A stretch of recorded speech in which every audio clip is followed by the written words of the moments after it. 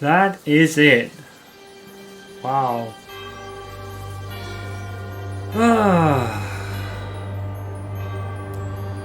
Wow. And when we did the progress check at the start of the game, I was barely in the 20s in terms of the percentage. So that says to me that the story is a very small part of this game. Like a very small part. I think the bulk of the game is really just collecting stuff. It's so weird though because I didn't even fight Shiva. So it proves that at least 2 of the assassins are side mission based. I don't even know if I'll get to fight Shiva at all. Maybe I'll have to do that a different way.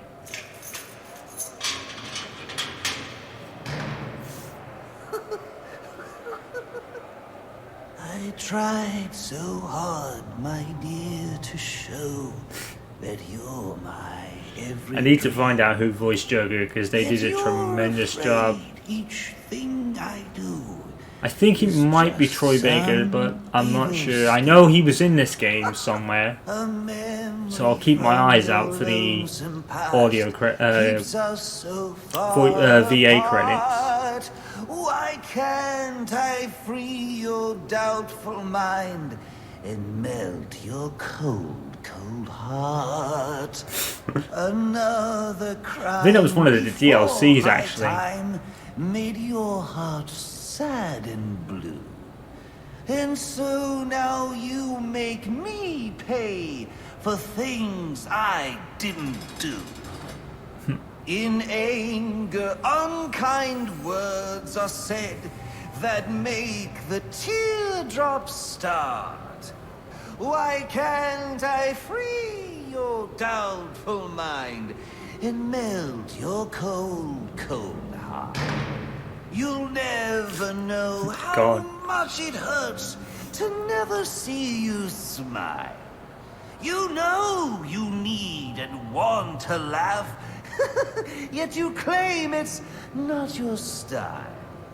Why do you hide behind that mask? No. I'm trying to do my part. Why can't I free your doubtful mind and melt your cold?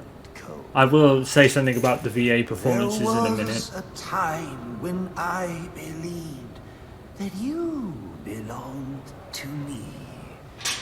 But now I know your heart is shackled to a memory.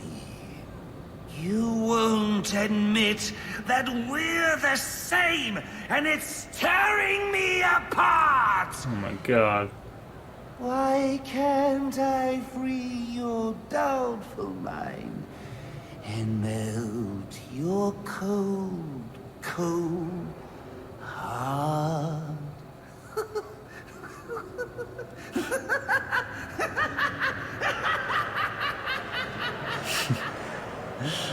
Wow. Well, with that... Oh, hang on. Our next guest, political strategist Dean Snyder, has been following tonight's Dean event Snyder. since the start. Snyder sounds more than familiar. 8 hours ago. Jack Dr. Ryder's Snyder, here. let's start with you. What's your view? Well, Jack, it's a travesty. The ultimate failing of the justice system. A vigilante cleaning up our streets after countless deaths and bombings? What has happened to our police force? And what about James Gordon? He didn't exactly prove himself tonight. Hold on a minute, Dean. Now, I'm no defender of the GCPD or Captain Gordon for that matter. Like you said, tonight's debacle is some reflection of his efficacy. But I can't see any police force in any municipality doing a substantially better job against criminals like this Joker character or any of the hired killers he's brought into town. I mean, these guys are a different breed. We've never seen anything like this. So for me, it's less a reflection on Gotham's cops and more of a reflection on the state of our country. Damn. Our mental health and education systems are so warped and broken that we produce criminals of this nature. You raise an interesting point, Hank, but what I'm wondering is what we'll do next. No, it's not an interesting point. When's It's he just shot? plain wrong. They're both wrong. This isn't about the police or the Batman. It isn't about the state of our nation somehow churning out a dangerous new batch of the criminally deranged. It's about the failing of one single institution. An institution which, in my view, represents the biggest threat to Gotham and its citizens. A time bomb, just waiting to go off. Huh. If tonight's events have taught us anything, it's that Blackgate is not the place to be housing our city's most dangerous offenders. Aha. But 2 prison breaks in the same night. All of tonight's tragedies would have been avoided if Gotham had a proper treatment facility for its top echelon offenders. Aha. A place with impenetrable security, where the most dangerous could be isolated, Arkham Asylum, yeah. rehabilitated, and treated for their illness. A place like Arkham Asylum. And after what happened tonight, I promise the good people of Gotham that I will work tirelessly. I will lobby the city council, go to the governor if I have to, do everything in my power to get Arkham Asylum reopened. So we can all Right. sleep a little easier. There you have it. Quincy There we Sharp go, placing then. the blame Yeah. for tonight's events not on the Batman, not on the Joker, but on Blackgate Prison, Ah. and pledging to return Arkham Asylum to full operations. We'll be back with more from Mr. Sharp and our other guests when the Jack Ryder Hour continues after this message. Nice. So it's basically this whole event, this whole sequence of events made Arkham Asylum reopen. Interesting. Interesting. Well. Well, so, yeah. The story of this game is a very small piece of it. A very small piece of it, because when we did the status check at the beginning of this session, I think it was, or the last one, we only reached the 20 percentages. We barely reached a quarter done of the game. I have a lot to say. It's not all bad. I think at the end of the day, this was definitely a Batman Arkham game that played like it and nothing else.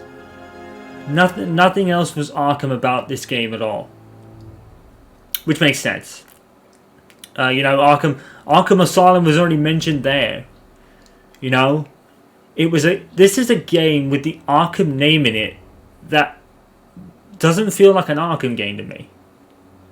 This is definitely the worst of the series, but that's through experience rather than the game itself, because at the end of the day, this game came out in 2013, which was a year of developers basically passing on franchises to different companies and different development teams to make a game, to make a quick buck before the PlayStation 4 and Xbox One launched.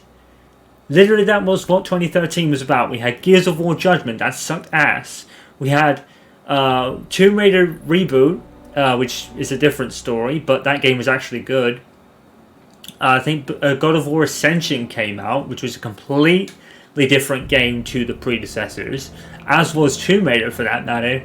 And Arkham Origins was basically for that reason. And you can just tell, you know, it is not an Arkham game. It is an Arkham game in the word and nothing else. And that's no reflection on splash damage or anything they did. They did make the effort here. And they credit Rocksteady Studios, which is quite funny. Well, they would have to, really. But yeah, you can definitely tell this isn't a Rocksteady game. The first two Batman Arkham games had their problems, don't get me wrong.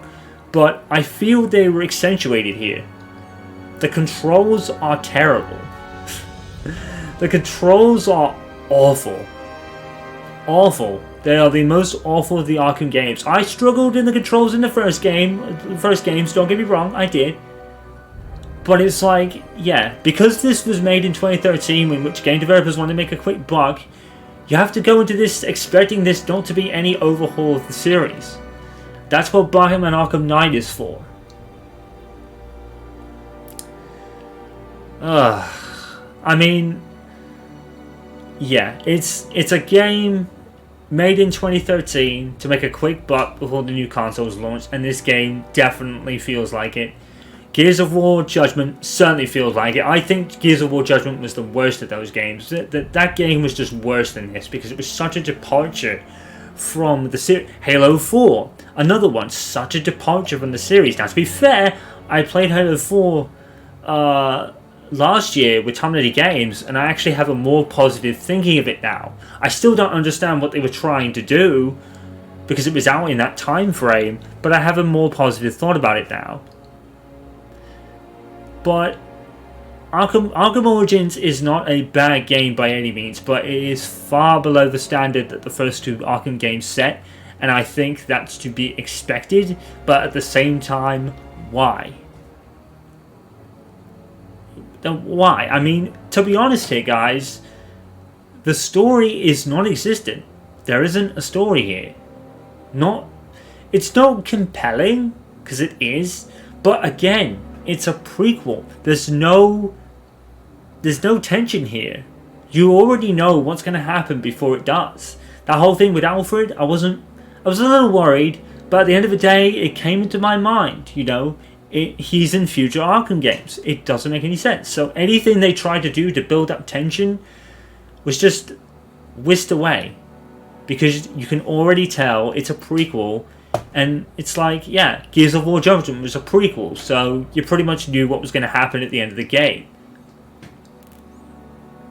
It was the year of prequels and games passed on by developers to make quick bucks on famous series like Batman, Gears of War, God of War, Tomb Raider, Halo. All those games had an extra game but didn't need to be made. Did this need to be made? Absolutely not. It didn't need to be made. The controls were worse. The story is somewhat worse, but I'll explain more about why I say that in a minute. The gameplay is Arkham gameplay, which is to be expected. You know, they're going to take everything from the Arkham games and put it in there. So in the gameplay department, they probably got it right, aside from all the problems I had with the previous two games, in the random hits and overwhelming enemy numbers and, you know, just random bullshit that happened. So in that regard, yeah, but to me, it just felt worse. I even went to controller and it felt better, but it didn't feel that much better. It felt like Batman Arkham Asylum on Arkham City. It really did. So was this a necessary game? No. It wasn't. We knew that Batman Arkham Knight was going to be made by Rocksteady, but they wanted to pass it over to another developer, and that developer wanted to make a quick buck for 2013 before the new consoles came out, and we ended up with this. Now, is it a bad game? No. Absolutely not. It's not a bad game, but it definitely is the weakest of the Arkham trilogy. Now, the one thing I can praise this game for is the voice acting and the cast. The cast and the voice acting is tremendous. Roger Craig Smith fits the MO of early day Batman Bruce Wayne. He's gruffer, he's tougher, he's more brutal, he's more savage, and Roger Craig Smith, because of how well he did, say, Chris Redfield, in my opinion, he fit the role perfectly. He really did. And whoever played the Joker was sensational. I loved this Joker. It was just funny and quippy, and he was just so well done. And whoever stepped into the shoes of the Joker did even more an admirable job. Thinking when you think about it, Mark Hamill, I think his name is the Joker, and I understand that. I get that completely. You know, he steps into the role, he just owns it. But whoever took the Joker for this game really filled in well. Really well. It seems like it's a lot like Before the Storm, Life is Strange Before the Storm, where the game isn't great, but the voice acting and the feel of the characters is so wonderfully done. And it was just such a wonderful casting choice by this game to fit the story they told. Now, there wasn't much of a story, to be fair, because at the end of the day, this game is a bait and switch a bit. It is. You know, they go through all the production of this game and the development of this game. New enemies that we don't really connect with. It's not going to be about the Joker. It's going to be about Black Mask and Bane and Deathstroke. Deathstroke was a big part of the marketing ploy for this game. Not ploy, but the marketing of the game overall. I mean, you know, the Black Mask, Deathstroke, Deadshot, all these assassins. But at the end of the day, it's about Joker again. Because they can't, for some reason, you can't do Batman without the Joker. And that really is what makes Arkham Knight so intriguing. But I have a feeling that they are going to pull a Joker from somewhere. Is he dead? Most likely. I think he's dead. I think he's dead, but I think they're going to pull something, and I just don't know. I don't know what they're going to do. I'm intrigued. I'm still intrigued by it like I was at the end of Arkham Knight. I was really intrigued by it and what they were going to do. But when you have a game like this, it really makes you think, is Arkham Knight just going to be more of the same?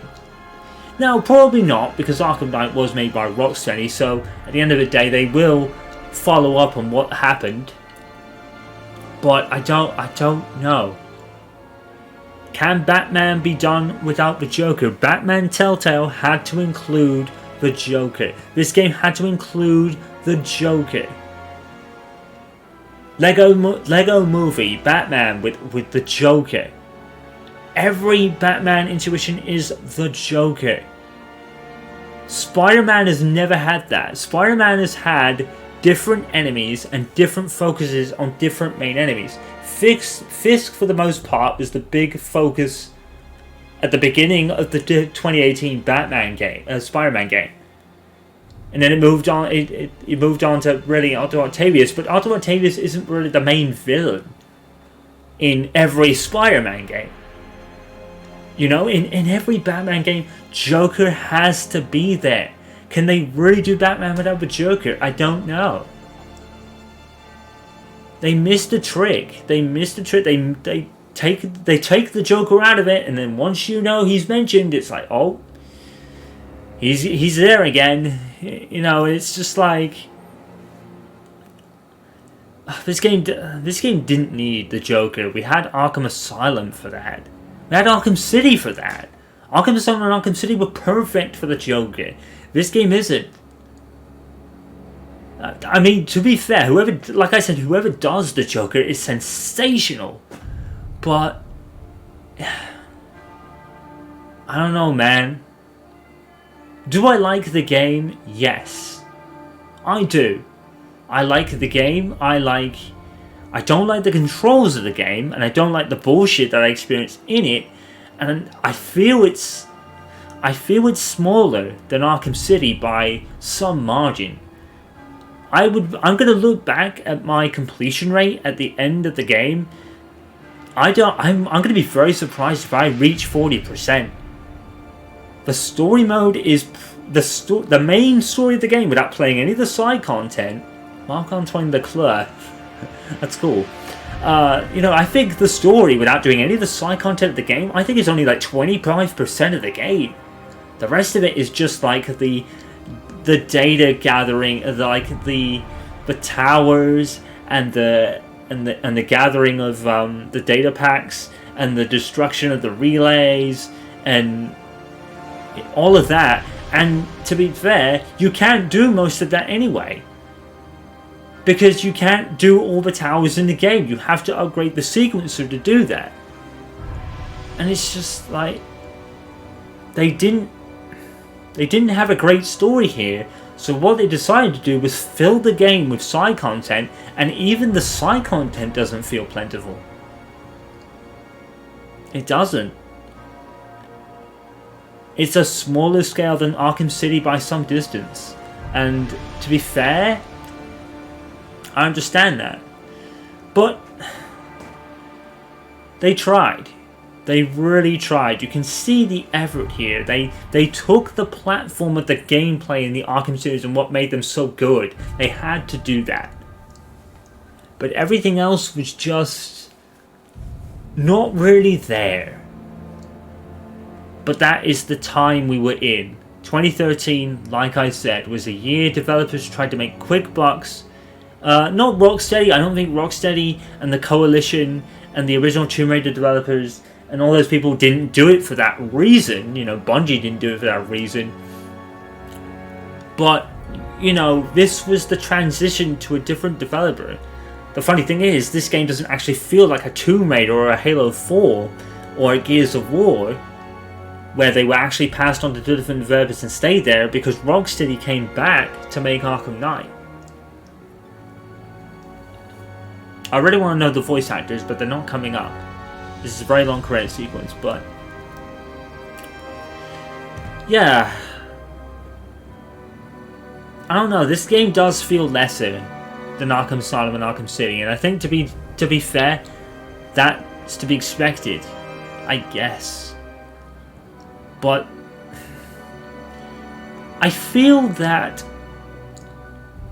because because they marketed it as a prequel, like Life is Strange Before the Storm, the canvas was there and they had to work around the canvas. The reason Life is Strange True Colors works, and a game like, what game did I play recently that was a prequel? Shit, you know, something like maybe Tomb Raider is a reboot, but it could also be a prequel as well if you like. When Tomb Raider rebooted the series, this wasn't a reboot. This was a prequel, and like Life is Strange Before the Storm, because the canvas is set, they can only take the story so far, and that's why I feel there wasn't much of a story here. It's a good story, but it doesn't.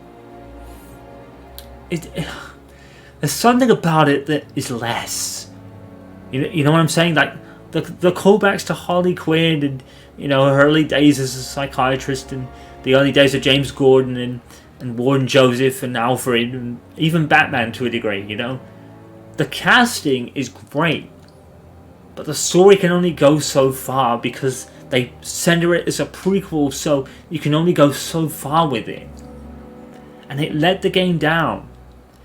So I think they did all this thing with Black Mask and all these assassins, ran out of ideas about maybe an hour or two into the game, decided to throw Joker in, and there's the rest of your story. And it's basically all set there already because the canvas for Arkham Asylum and City is already there. I feel it's a missed opportunity, but at the same time,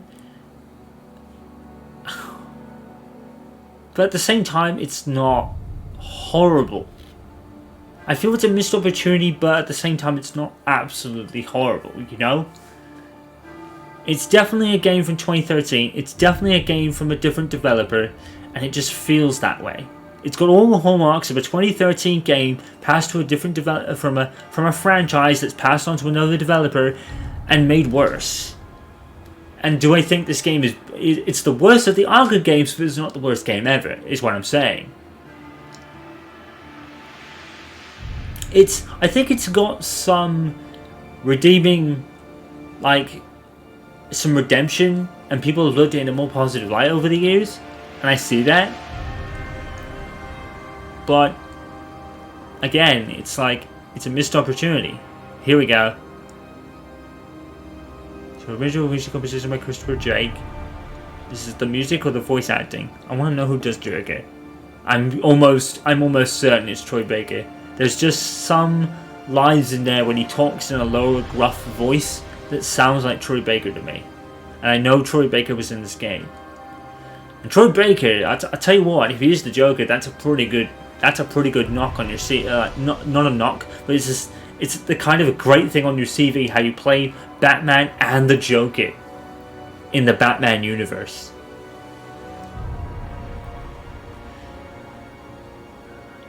The thing is, I played Spider-Man 2018 and I thought that game was sensational. And it really shows the limitations that this game has. And that's not a knock. To be fair, that's understandable. You know, so many years passed between this game and Spider-Man 2018. But it's just like, it's so obvious when... Okay, so Laura Bailey isn't Troy Baker. I don't know who Laura Bailey plays. Probably Harley Quinn, but I'm not sure. They don't tell them who they play. Robert Akin Downs, yeah, I think I remember him from somewhere. Definitely, yeah. Quentin Flynn, he played Raiden in MGS2. That's a good one. So it's a really good cast here. Josh Keaton, he sounds familiar. There's quite a few names here I recognise, to be fair. I can't really pinpoint them exactly, but yeah.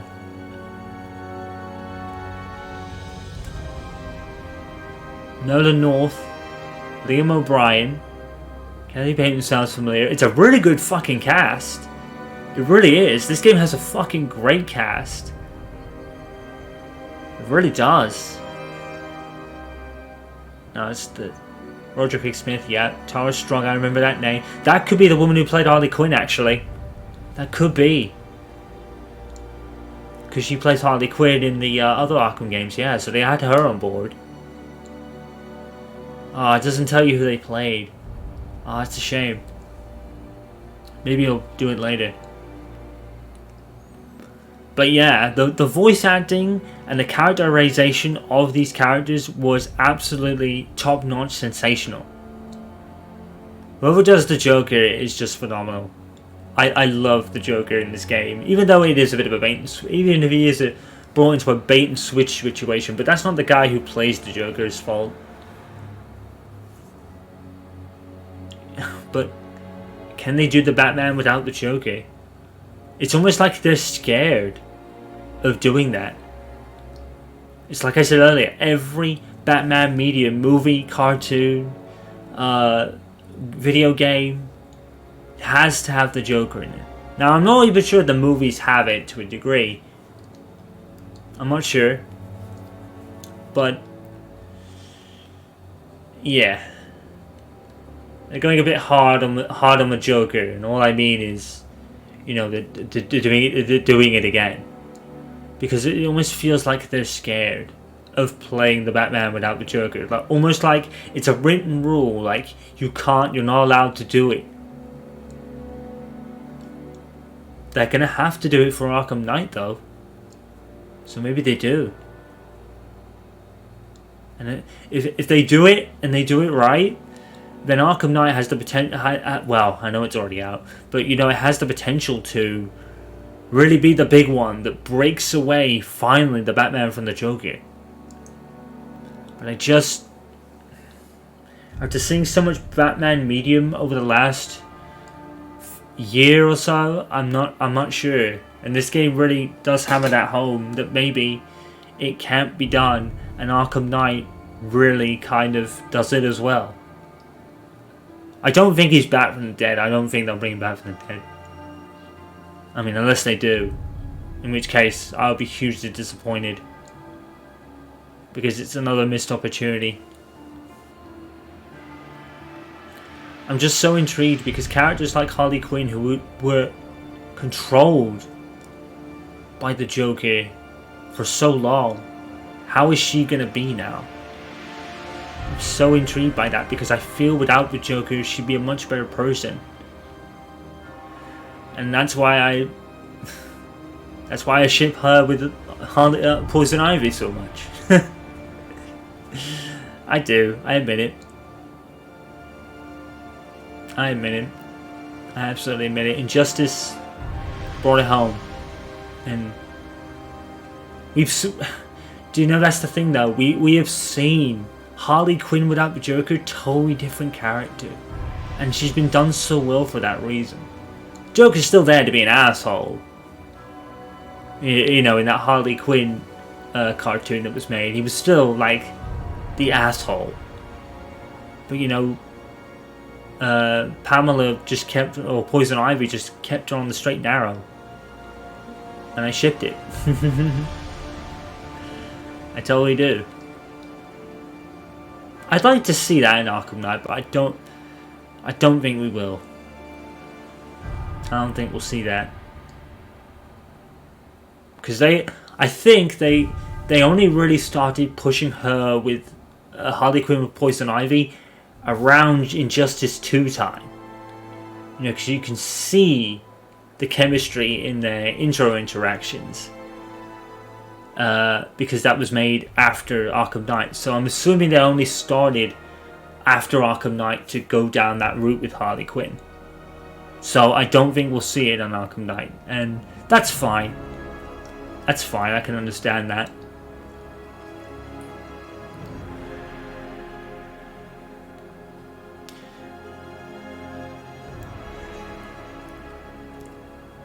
This is a very long fucking credit sequence, bro. I think we've been viewing this for like half an hour. But yeah, the game's okay. It's okay. It's not horrible. It's definitely the worst in terms of the controls, but at the same time, my keyboard mouse skills sucked. They sucked so hard that I went back to control for the end of the game, but even then it didn't feel right. You know, it's like... But you don't even fight all 8 assassins during the story. Electrocutioner gets nothing at all. You're on the story mode again with this game on with all the upgrades you already earned. You're going to need them. It's this much harder challenge with no counter icons, tough new enemy configurations, and faster, better armed enemies right from the start. The enemies are fucking... The gun enemies, yet again, are fucking hard anyway. New game plays is separate from mode assessed from the main menu. It does not affect the progress of the original game. Okay. Downloaded alternative Batman outfits can now be worn. Oh, great. So they didn't even unlock until the end of the game. Ooh, post-credit scene. What's this? Deathstroke is still there. Figured you'd be by. Oh, is that Shiva? Sooner or later.